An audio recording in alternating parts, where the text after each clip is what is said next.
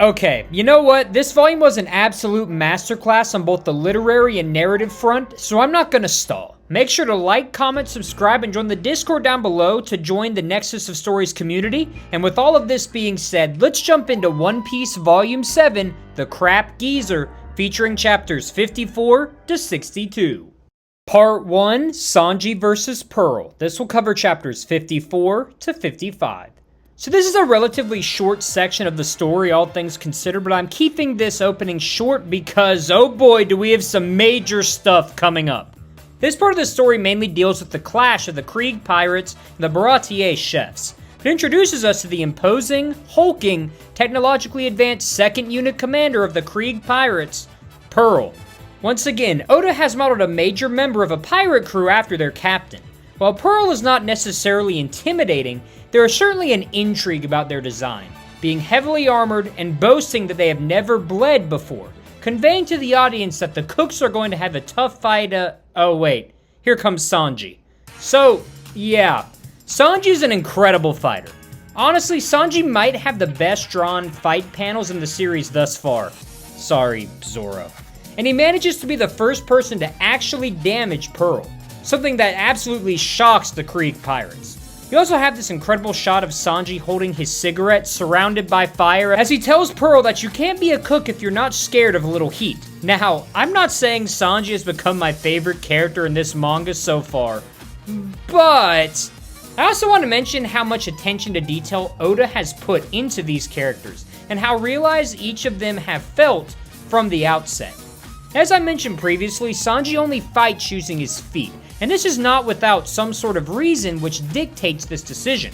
Sanji explains that he doesn't use his hands because a cook's hands are sacred, and he can't afford to hurt them in battle because that will take away his livelihood. Now, this is small, all things considered, but it's such a well thought out gimmick, and I just had to mention it here. Seriously, we just met Sanji and we already can tell so much about him even though we really don't know much about his backstory. Well, until now.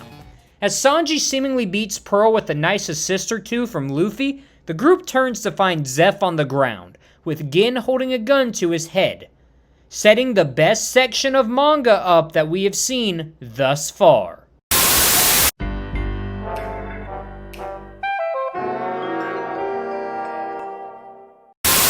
Part 2, Sanji and Zeth. This will cover chapters 56 to 59.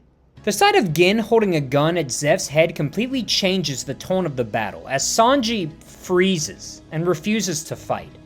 This is when a very clear role reversal happens. Pearl, the man draped in heavy machinery and shields to block enemy attacks and bolster his defenses, is destroying Sanji physically. And Sanji, the man who is on the offensive, is now standing still, taking punishment and refusing to respond. And let me just say, this is by far the most brutal panels we have seen so far in this manga.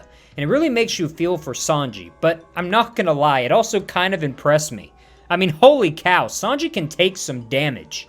And as the damage continues, we finally get a peek into Sanji's past. For those of you who are One Piece fans, you all know what happens here, but for those of you who aren't, I'm going to explain it as simply as I can before breaking down some important details I noticed, and I'm also going to transform into a high school English teacher for a bit, so bear with me. In simplest terms, a young Sanji was a cook aboard a ship, where he would hear other cooks talking about the legendary All Blue, a part of the ocean where the four other oceans came together, and housed sea life from the four oceans. Sanji's ship was attacked by pirate captain Zeff, who is returning from the Grand Line, and when Sanji attempts to attack Zeff, he tells Zeff that he won't die until he reaches the All Blue. Despite everybody laughing at him and saying that the All Blue is nothing more than a fable, Zeff doesn't.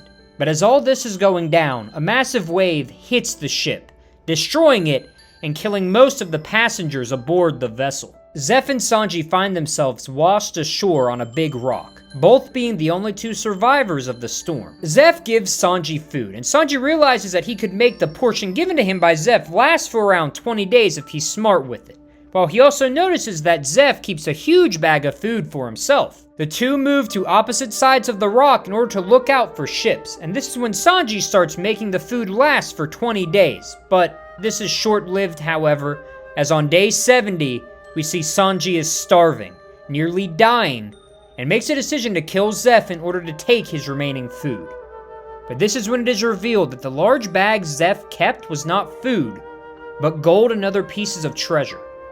Zeff had given Sanji all the food on the ship, and had hacked off and eaten his own leg.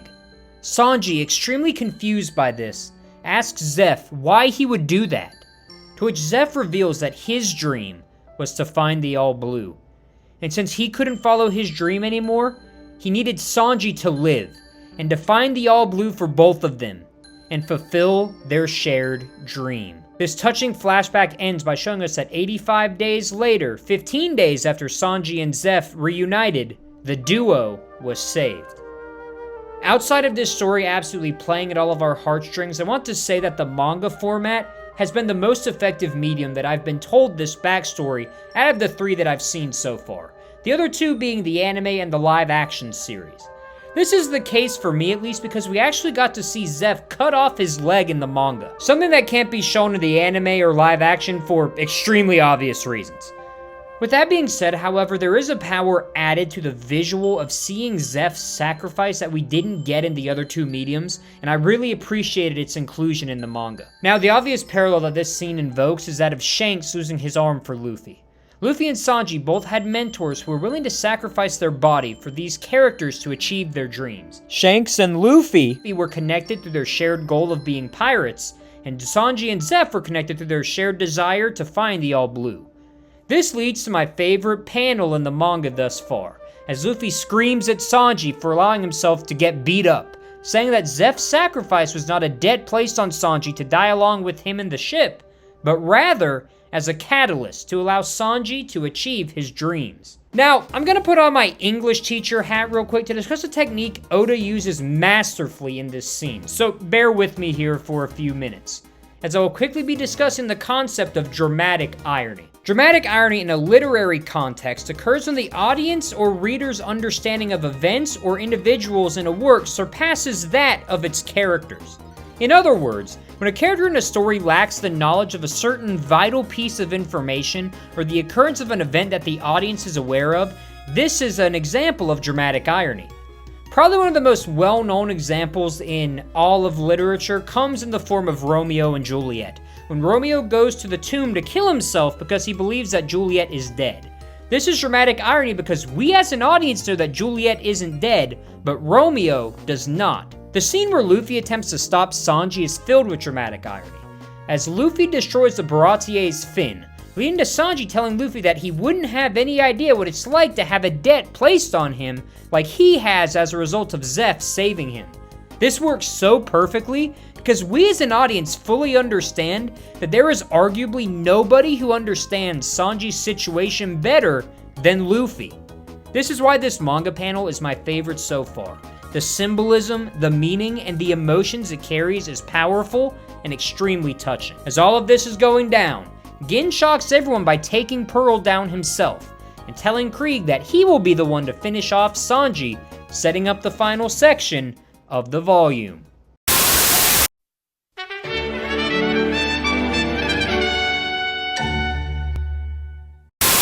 Part 3, Sanji vs. Gin. This will cover chapters 60 to 62.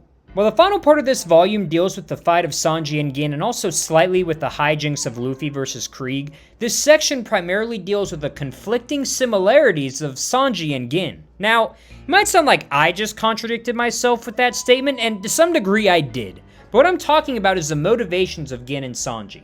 Both men have a similar motive. Sanji fighting to defend Zeff, and Gin fighting to defend the honor of Don Krieg. But this battle shows that there is a much deeper side to Gin than we originally thought at the outset. When Gin is given the opportunity to kill Sanji and defend Don Krieg's honor, fulfilling his mission as his captain instructed him, he refuses. Saying that he can't go through with his mission because of the kindness Sanji showed him all those chapters ago, seeing Gin's humanity and feeding him when he was hungry. This is minor, but it shows Gin's true nature.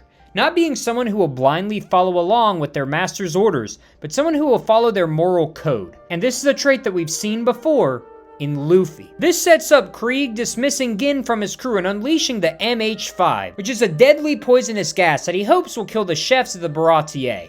In a mad scramble to grab gas masks, Luffy manages to grab one before Krieg unleashes his deadly attack.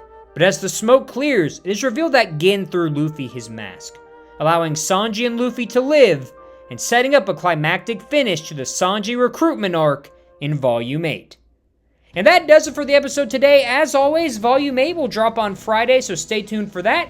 Make sure to like, comment, subscribe, and join the Discord. And also go check out Doctor Strange Broken Reality if you are a Marvel fan. It's my own sort of series. What if Marvel never sold their rights? There's going to be a lot more episodes coming out soon, so there's no perfect time than now to hop into the series.